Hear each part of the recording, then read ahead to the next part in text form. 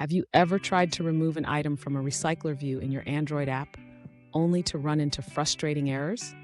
If that's you, you're in the right place. Today, we're going to tackle how to properly remove items from a recycler view and fix those pesky errors. I totally understand how annoying it can be when your code doesn't work as expected. You're not alone in this struggle. Many developers face similar issues when working with recycler views.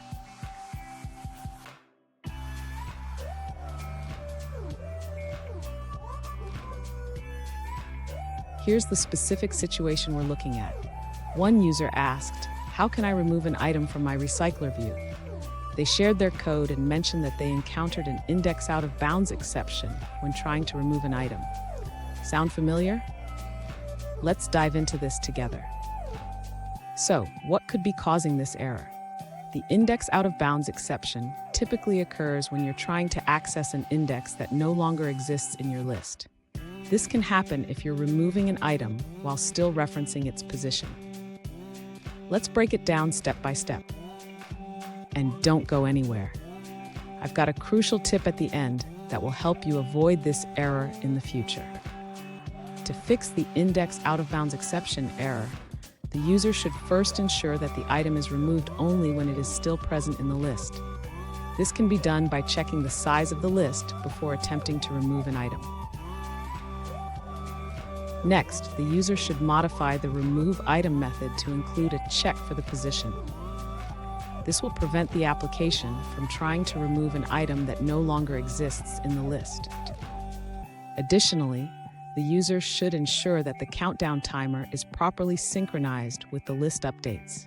This means that if an item is removed, the countdown should not trigger for that item anymore.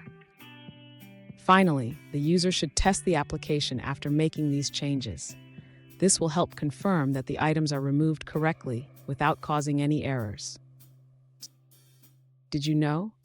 The recycler view is one of the most powerful components in Android development, but it can also be a bit tricky. It's like a magic trick. Sometimes it works perfectly, and other times it leaves you scratching your head. Now let's look at the answers provided by other users.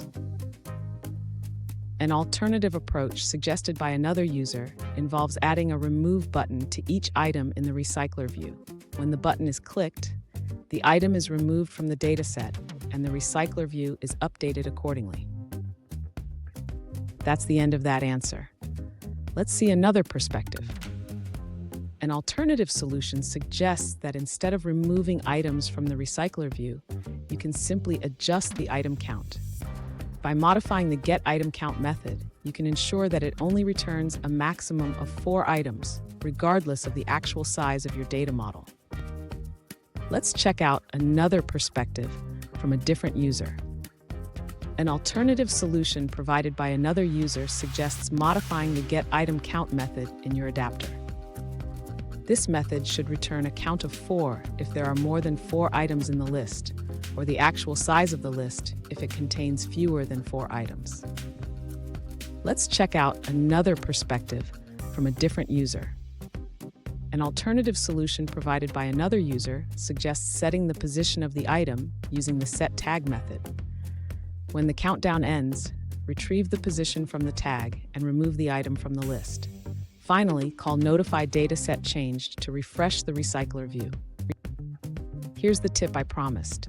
Always keep track of your list's size and the positions of items. This habit will save you from many headaches in the future. And there you have it. You should now be able to remove items from your recycler view without any errors. Remember, keeping track of your list size is key. If you found this helpful, hit the subscribe button for more tips, and don't miss our next video on optimizing recycler view performance.